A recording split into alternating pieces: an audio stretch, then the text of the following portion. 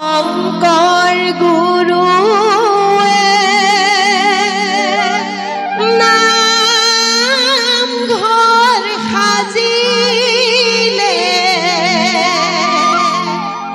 শংকৰ গুৰুৱে নামঘৰ সাজিলে, গুণমালা থাপনাতে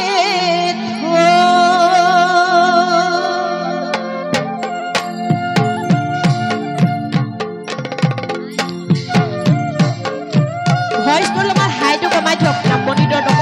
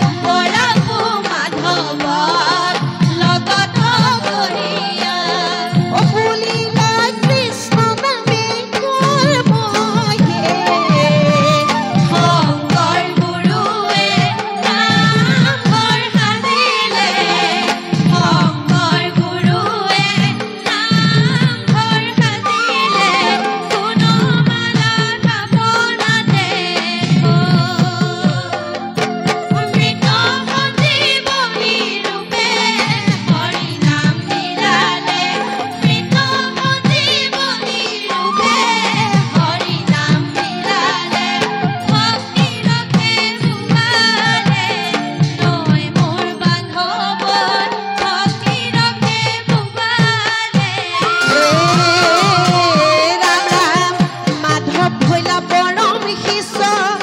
গুৰু শংকৰদেৱৰ বুৱাই দিলে দুয়োজনে নদী হৰিনামৰ মাধৱ ভৈলা পৰম শিষ্য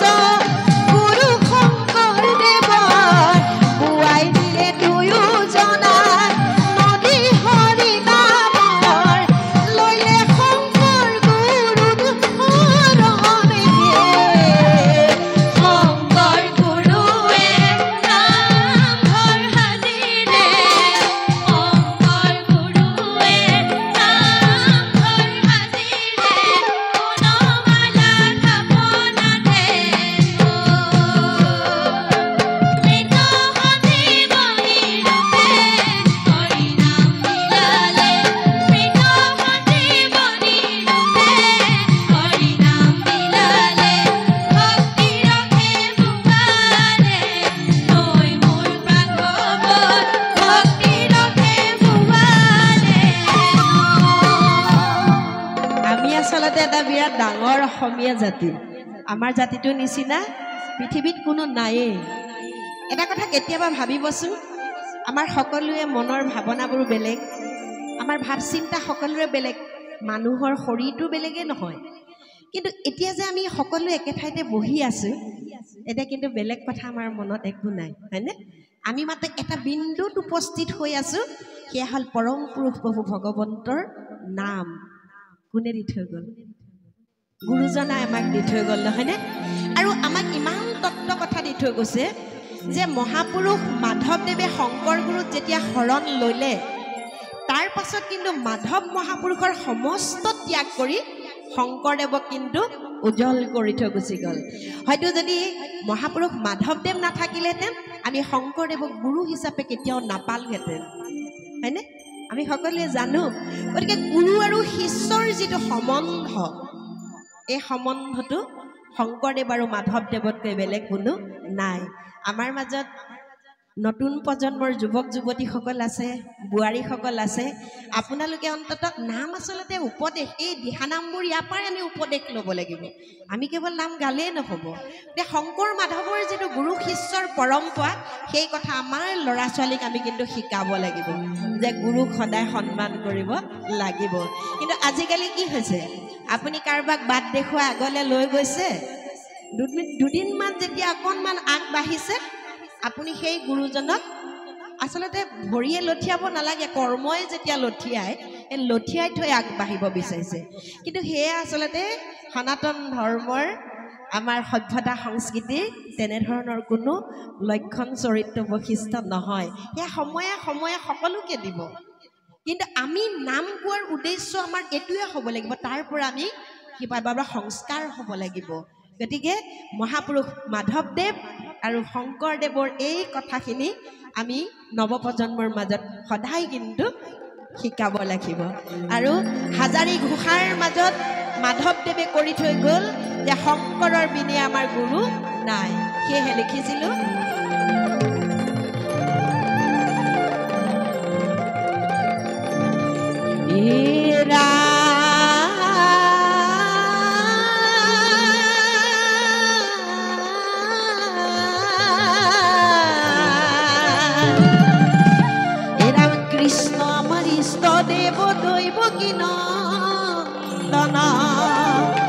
শংকৰ আমাৰ পৰম গুৰু কৰো বন্দনা ৰাম শৰণ দিলা ভজন দিলা দিলা হৰি নাম ৰাম শৰণ দিলা ভজন দিলা দিলা হৰি নাম তোমাৰ চৰণে কৰো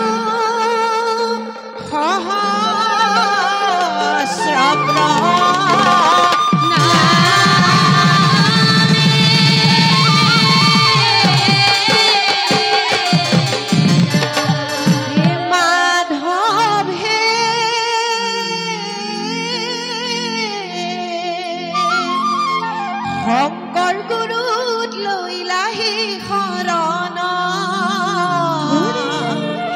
হাজাৰী ঘোষাৰ মধ্যে কৰিলা অংগীকাৰ শংকৰ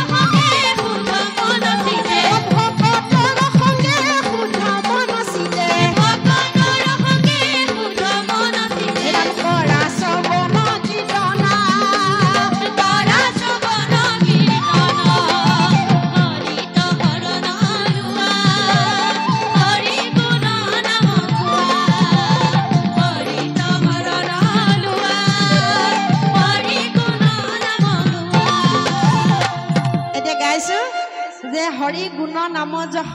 অমৃত সমান হৰিহে পৰম ধন ভকত তাৰমানে নাম গাবলৈ আমি অকলে নোৱাৰো ভকত লাগিব ভকতৰ সংগে শুদ্ধ মনচিতে ভিতৰখনো কিন্তু শুদ্ধ হ'ব লাগিব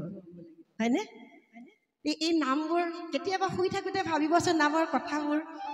শুদ্ধ যদি মন নহয় নাম এই ৰস নোলায় এয়া হ'ল আমাৰ স্বতঃস্ফূৰ্তভাৱে অহা মই বৰ যদি অহংকাৰ হৈ আমি নাম গাওঁ এই গাহৰ মুখৰ পৰা গজেন্দ্ৰ যেনেকৈ উদ্ধাৰ হ'ব পৰা নাছিলে তেনেধৰণে আমিও সদায় তললৈহে যাম সেইকাৰণে লিখিছিলোঁ ৰাম ৰাম হৰি গুণ যশ অমৃত